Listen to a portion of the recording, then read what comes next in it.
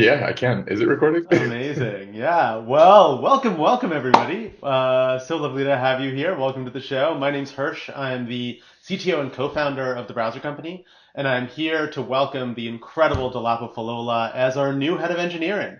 Dolapo, Thank you. welcome. We're lovely to have you here. You have had quite a career. You worked on Google Reader back in the day. You were early at Foursquare. You've led teams at Facebook, at Instagram, and then most recently worked on some of Slack's newest features as the director of engineering there on huddles, a few other things. And so we're so privileged to have you. And so to sell a little bit of context, when Dolapo joined a few months ago, we were 30 people, 20 on engineering, with all of engineering reporting up to me. And it was quite chaotic, to be fair. We did a lot of experimentation, but we did not have that much process. Everything was kind of ad hoc. And really, to set the stage for the next stage of company, we realized there's so much to do. We really need an experienced leader who brings a lot of empathy and care, who can build a lot of the structure for how we're going to scale this company, and somebody who has experience at some of these very large companies like Facebook, Instagram, Slack, because we intend to be that size at some point. And so, maybe we can start off with what got you to join, this chaotic small company, and what was that consideration like? Yeah, for sure. And thank you for the kind intro. I really appreciate it. Yeah, I have always really just loved starting new efforts and building teams. And honestly, I think talking to this team and using the product, I just got so energized by like the potential opportunity and the product. But the more I met the team, I was just like blown away by the care and thought and empathy and just like the ambition Mm, of what this team is trying to do. Like building a web browser is no small undertaking. And I sort of wrestled with this decision because I'd been working at big companies for a little bit. And I remember going home and talking to my wife and my family, and then just really being like, I'm talking to this startup. They're building a web browser. And my family, who knows me very well, is like, you're talking about this kind of a lot. Have you already decided? And I was like, well, yeah, I had written YOLO on my whiteboard and yeah. kind of was just kind of wanted to take an opportunity and do something kind of invigorating with a lovely set of folks. So in some ways it was an easy decision, even though it was a hard one, if that makes sense. Totally, So yeah. yeah. Uh, Tell me a little bit. I mean, are you more of a gut-driven decision maker? And you said, you had some qualms in the beginning. What did that feel like?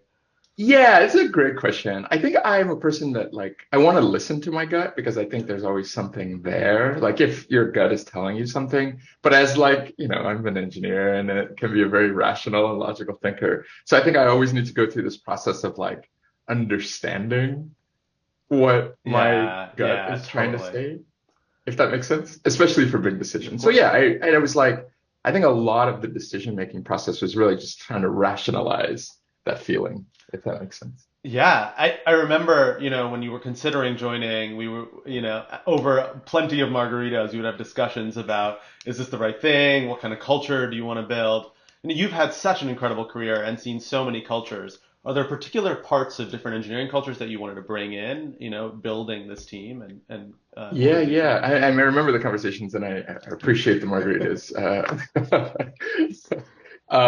because they made the conversations great and the margaritas are delicious. I think, we both worked at a couple of different companies and seen different engineering cultures. And I'll say that I think that as a overall engineering ecosystem, I think we're still trying to figure out what the best way to like build culture is. And I don't think anyone has this perfect yet. And one thing that I was really energized by in our conversations was this idea of like we're pushing the boundaries and trying to define build best in class software. We can also do the same with our engineering culture. Yeah. I think a lot of companies set up these like false dichotomies between like Mm, impactful cultures on one side that are like that move fast and are productive, and and contrast them against like inclusive hmm or supportive places to work. But I've never really understood why that needs to be the case. And I think I just like thinking through like how do we actually make a culture that feels great to work at, where people feel trusted and supported, but we're also like doing an incredibly hard, challenging thing. Uh, and we have to move quickly. I think there's a lot of interesting things to kind of like play with there. I love that dichotomy, and we talked so much about it. And one thing that really endeared, and made us so excited about working with you is you bring this both incredible performance, but deep empathy and care and love within the organization. And so I really love that we're building both. On that note, it was also chaotic when you joined. It was just we grew from 5 to 10 to 20, and we still didn't have that much process. And so, anything now after a few months as we built process out, anything that's been surprising, and how have you thought about building out the process of the team? I really think, yes, it was chaotic in some ways, but like you look at what the team has built, right? And it's incredible. And like I think for me coming in was always like, what is special and what is working about this? Hmm. And like how do we nurture that? It's like it's chaotic, but we're also very nimble. So how do we stay Yeah. nimble and keep it nimble? It's chaotic, but we're also making sure that we're matching people to the things that they get the most energy from. So how do we keep that? It's chaotic because there isn't a ton of structure and we change things all the time. But we're also a young company, so we have to keep a lot of those things. So I've been impressed with how much experimentation the team has been open to in like how we work, right? And I think it's been nice to like kind of iteratively change and tweak how we work and see what really feels unique to us. And I don't know, we've ended up with some things that are kind of interesting, I think. Yeah. Tell me more about that. Anything that's been surprising or interesting? Yeah, I think the like one thing that is has felt kind of different to other companies that I think is really unique here is like some of like how we work in pods, which I think Mm. we've talked about. Just for context, we've organized the engineering and product team into these small teams that we call pods, and they're like fluidish, like they're mostly stable, but we occasionally change them every 6 to 12 weeks. And each pod is mostly led by a pod lead and a designer. And in some companies, that leadership team might be like an engineering lead, a PM, and a designer. But we've kind of stripped it down to design and pod lead. And pod leads can be engineers or they can be folks in other roles. And so we've had pod leads that have been designers and pod leads that have been data scientists. Yeah. And there's something really interesting about just like changing and tweaking the leadership structure to find people who match what the needs of the pod are Hmm. and Hmm. what their energy levels are. Because like, yes, we're an engineering and product different company, but not everyone has to be an engineer to be a leader, which I think is Sure. really interesting. And you're totally right. That sort of organically emerged and was so unique about our organization. Has that enabled anything in, having data scientists or having designers running engineering pods is different. Yeah, it is different. I mean, I think one of my favorite examples is just like a data scientist running our sort of like scale or Yeah. like growthy kind of pod I think has worked really well because I think they just bring Unbelievable. a totally different perspective to that. Yeah. And I think even through that, what you see is even the pods that have had designers leading them build a lot of empathy for engineering execution. Yeah. And I think that will pay off kind of in the future as well. So Totally. Especially because what we're building is so multidisciplinary. There's, such a exactly, design component, engineering component, all needs to work together. And so exactly. that's been a huge part of our success so far, I think. Tell me a little bit about you. How did you get here? What got you into engineering and engineering leadership? Yeah, I mean, depending on how far back we want to go, I think, I always kind of reflect on like what got me into like building software or computers in the first place. Yeah. And I don't know, I think probably like many folks, it was just I was young and bored. And my father was a professor, and because he was a professor, he writes a lot, and he had a computer. It wasn't always the top of the line, but he had like an old Macintosh that I used to play with all the time growing up.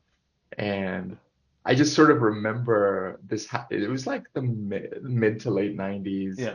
always just playing around on his computer. What did you play? And I mean, in theory, like, we had like Netscape was out at that time, but Okay. his computer couldn't run it. and he had all these like apps that were other application stacks for the internet. Like I don't know if you remember like Kermit or Yeah. Gopher. Let's see. Yeah, and I remember specifically like Mac Kermit and Mac Gopher, which were alternative protocols to like, HTTP Yeah, yeah, yeah. that, I don't know, some of them supported text and graphics, some of them were just text. But I just remember just kind of like noodling around and that was Kermit.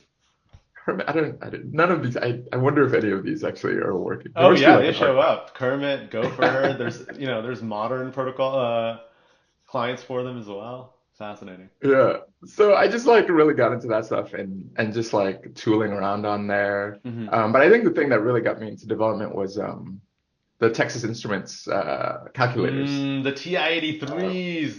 You played with them exactly. so Yeah. much. And I think everyone kind of at that time was sort of like figuring out that you could like put like notes in like the programs. Oh The yeah, I was teachers guilty of that. hadn't quite figured it out. But there were some folks who just like were trading games on these Hmm. things. Hmm. And I was just like fascinated by this, like, how do you make these things? Yeah. Um, Drug Wars was really popular in my school. I don't know if you ever played that one, Oh yeah. but it was Uh, it was like you had to buy a bunch of these and build your horde and sort of it was a numbers game.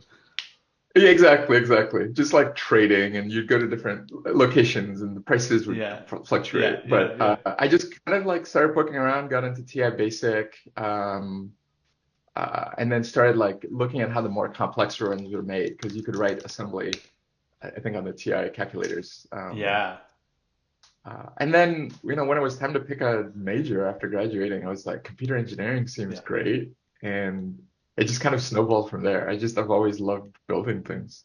How cool. Yeah, I started out with ActionScript and Flash and a Uh, different era, but similar. Just on the weekends yeah. hacking around. Um, Maybe we can leave off with what are you doing today? What's your day to day like now? Yeah, today's gonna be a pretty good day because I think, we just launched profiles last week. And Yes, so we're so been excited. really like blown away by the feedback to that. And so gonna spend some time with the team kind of like prioritizing some of the fast follows Hmm. for that. Because I think there's like bugs and things that are coming in that we need to fix, but there's like some features that we also wanted to Hmm. add, the 1.1. It's been a long time coming, but I think this is a really special one.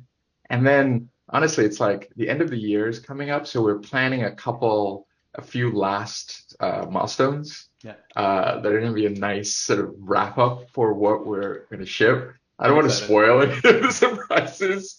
I don't want to spoil any of the surprises, but we got some like product and design reviews there, and then some one-on-ones. So it's going to be a pretty good day, I think. Yeah. Amazing. Well, we're so lucky to have you. The empathy, the joy, the experience that you bring to our organization has been felt already. The impact you've had on our engineering team, on our structure, on our process. We really feel it on a day to day, and we're so excited to enable that to just ship more Thank features in you. R. Thank you. Thank you so much.